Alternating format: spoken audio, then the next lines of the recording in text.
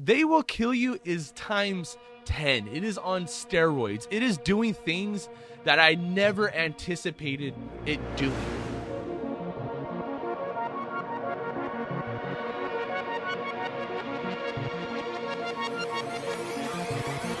Good evening, ladies and gentlemen. Welcome back to the channel. Today, we're going to be breaking down Zazie Beetz' latest film, They Will Kill You. This was one of my most anticipated movies of the year. I'm not just saying that. I'm totally serious.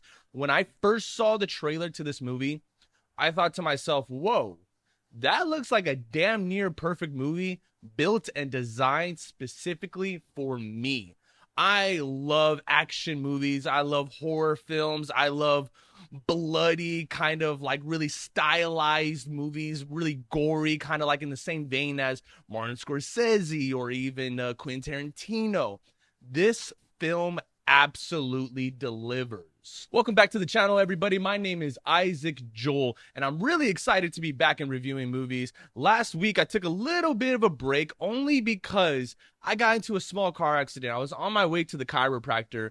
I have a doctor that I see about twice a week because I do have back issues from all of my shooting and sitting around editing. And so I have a lot of issues going on right now with my back that I'm taking care of. I'm starting to feel a lot better, a lot more healthier these days. So thank God for that. But I was on my way to the doctor's and I got hit by a truck, and it just completely ruined my entire week. I was pissed. This happened on Monday, so I was pissed off the rest of the week. My car is still currently in the shop. I'm borrowing a vehicle right now at the moment to get around for work purposes and stuff like that, but it just kind of completely threw me off, and it really pissed me off because my attitude was so bad last week.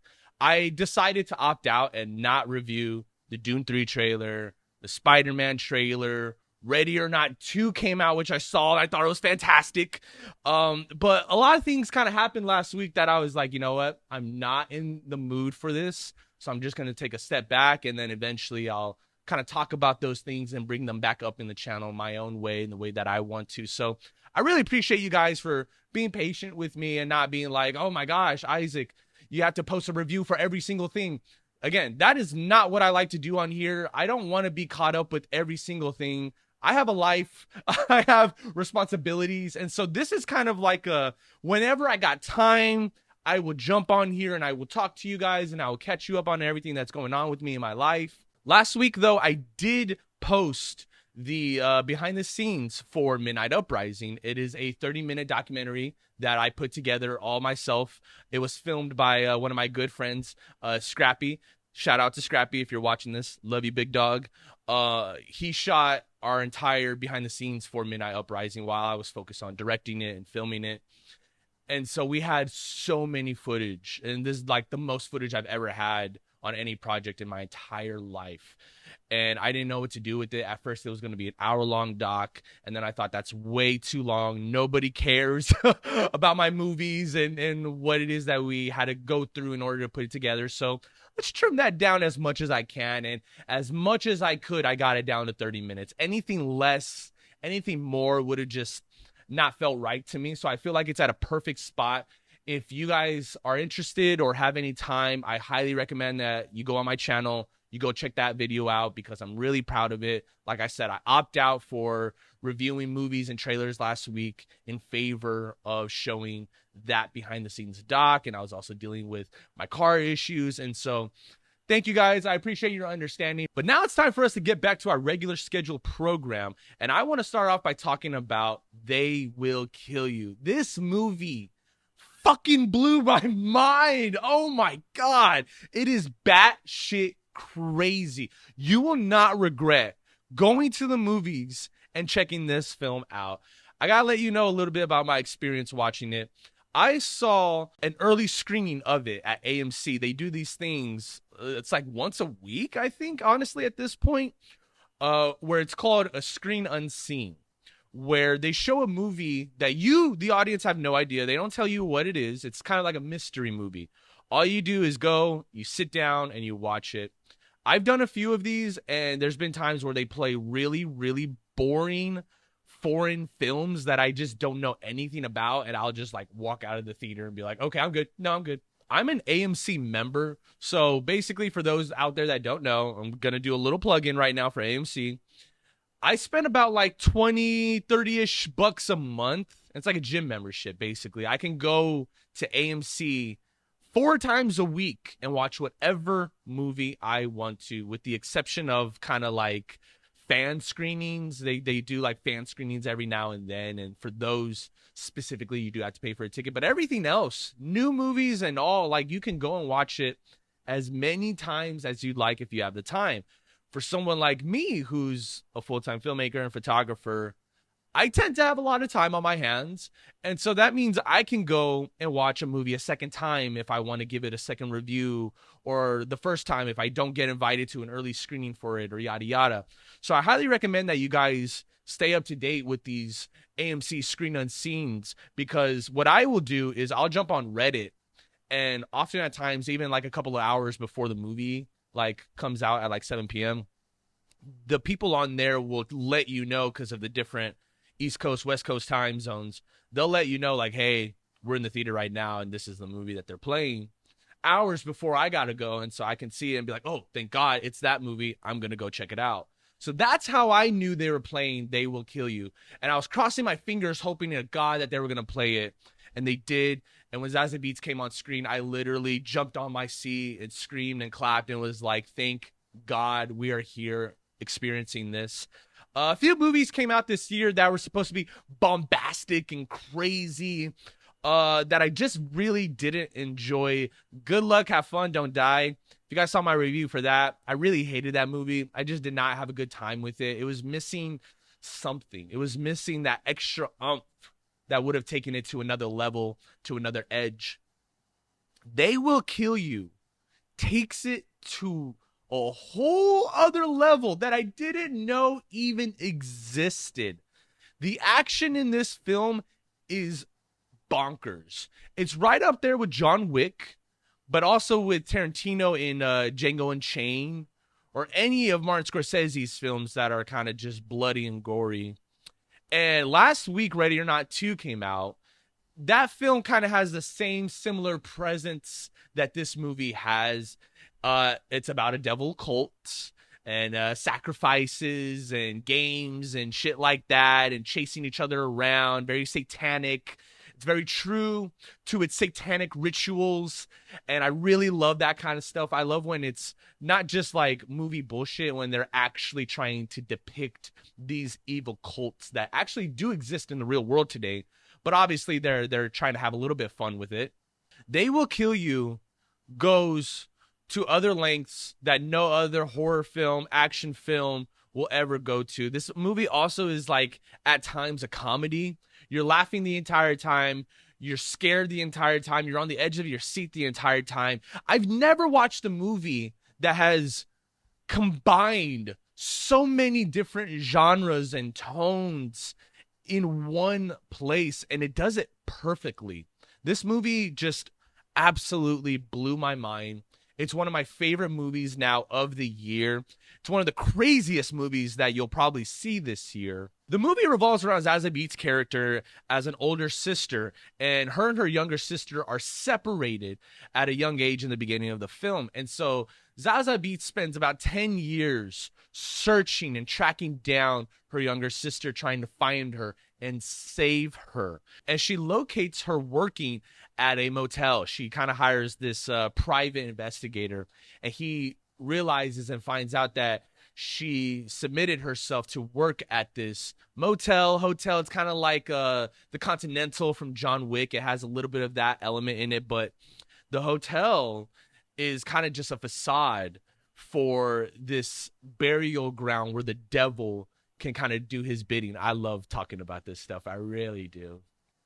It's so different. It's really different and unique and interesting. What they do is they hire new people to work as staff at this hotel, and then they'll sacrifice them to the devil so that they can all live kind of forever and eternal. But sometimes they'll bargain and make a deal if they want to. It's completely up to them, the staff, the managers. If they want to keep this person alive and say, listen, do you want to join us? Because you have a choice. Either we slice your throat right here, right now, or you join us and be part of our kind of little gang And sometimes they do and sometimes they don't. Do you want to sell your soul to the devil, or do you have integrity and pride and you refuse to kind of condone to those things? That's what this movie is about. It's very similar to Ready or Not 2. I wish I was kind of talking about that movie too, but I don't really want to compare them that much because they are tonally different. They are very much the same and similar in terms of like blood and gore and just like, what the hell is going on? But They Will Kill You is times 10. It is on steroids. It is doing things that I never anticipated it doing. Every single frame, and I have to talk about the cinematography here. The cinematography was done by a guy named, hold on, I have it right up here, Isaac Bowman. Thank God that we got another Isaac out there. But Isaac Bowman was the one that filmed this movie, and I really am interested and curious to know how do you shoot a movie like this? Because every single frame, every single snap zoom is just the most impressive thing I have ever seen in my life. This is the best cinematography, hands down, that I've ever seen. I don't think anything else is going to top this. And yes, I am talking about even like Dune movies, Project Hail Mary.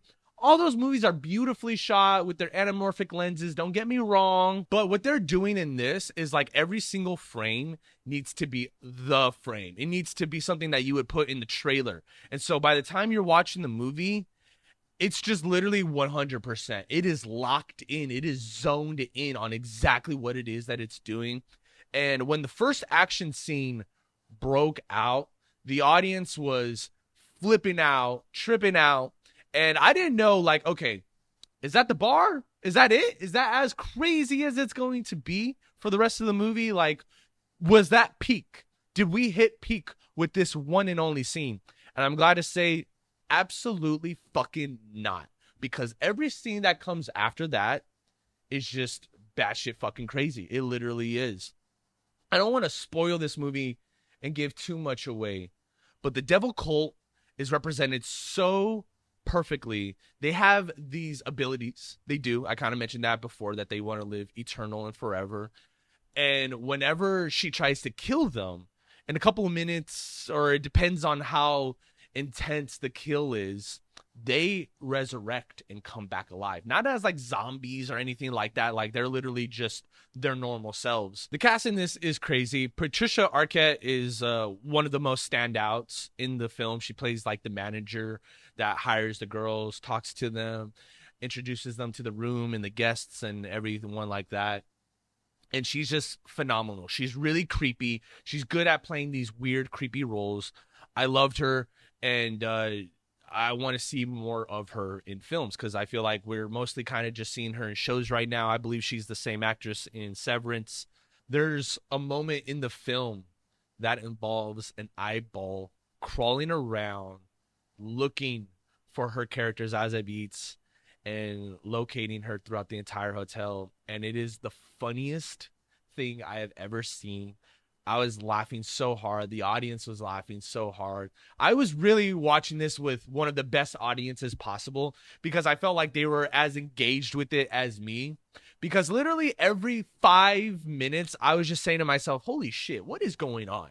Holy shit, no way, oh my God. Like every single kill was top notch. The entire movie is leading up to an epic finale. Every scene plays as kind of like a level 1, level 2. And once you get to the end, you're at the boss level. And when she's confronted by the devil, Satan, this demon, whatever it is you want to interpret it as, it is so freaking wild. I don't even know how to comprehend it and how to talk about it. I will just say this. It involves a talking pig head, epic sword action, and incredible visual effects. With a movie like this, you would think, okay, something is gonna lack here. Maybe the visual effects and the CGI isn't gonna quite be there, but that's okay because it has all these incredibly cool practical elements.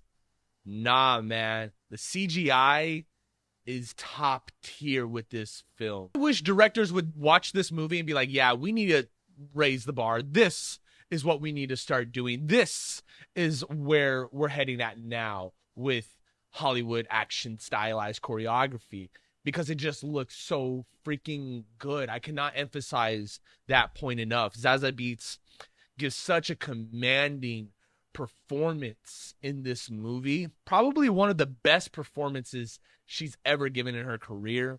And that's saying a lot because she's a massively talented actress. I don't think she's ever phoned in anything. She's never disappointed. This is her moment. This is her film. And I'm just lost for words. I really don't know what else to say about this movie besides you have to go see this immediately when it comes out this weekend.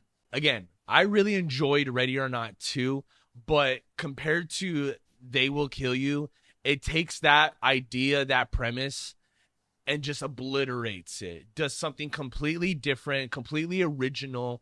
I love the hotel aesthetics and vibes that they're doing with it. I don't want to give too much away, but I've actually been writing a creepy hotel script for a while now. And watching this film and the performances in it, I was like, yeah, I have no idea what I'm doing because this is perfection. Why would anyone else need to go off and try to do this but differently? I loved how they depicted the cults, the action, the horror, the violence, and the sisterhood between her and her younger sister. There's a crazy twist going on when she stumbles upon her sister and she is still alive at the hotel, and she has to make a decision whether to leave the hotel alive without her or to leave with her. And it's such a hard dilemma. It really, really is. And it's one of those movies that you're watching, you're like, okay, this seems like an impossible task. How are they going to get out of this? How is anyone going to get out of this alive? It seems like only one person is going to be able to walk away from this, or nobody is going to walk away at all from it. And the ending surprised me. It really did. It's truly satisfying because you don't walk away feeling bummed out or like, oh man, that kind of sucks. I wish this happened or that happened. It really fulfills the promise that the audience makes when they come in and they sit down and they're dedicating their time to this story. It just really fulfills that promise of like, don't worry, trust us. You're going to be thoroughly entertained the entire time. No question, no doubt about it. I'm going to rank They Will Kill You a solid 10 out of 10. I am not gaslighting this movie. I am not glazing it. It is one of my new top favorite movies of the year. I feel like this is the bar that we need to be at when it comes to any small, low-budget action film. But this one really takes it to a high-budget scale for its low-budget ideas. And I don't think this movie is heavily marketed. I don't think a lot of people really even know about it. That's going to disappoint me, and that's going to disappoint a lot of people when it drops because it's probably not going to do that well at the box office. If I had to guess and make a prediction ahead of time, I don't really think a lot of people are going to walk away knowing what this movie is, sadly. It's going to be an underrated sleeper.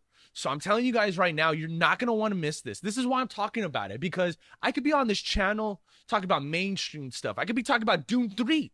I could be talking about Spider-Man, Brand New Day. But instead, I'm choosing to spend my time talking about this crazy movie that I just saw last night. And I was so hyped about it that I was like, okay, got to jump on the channel and let everybody know that this is that movie that you do not want to miss no matter what.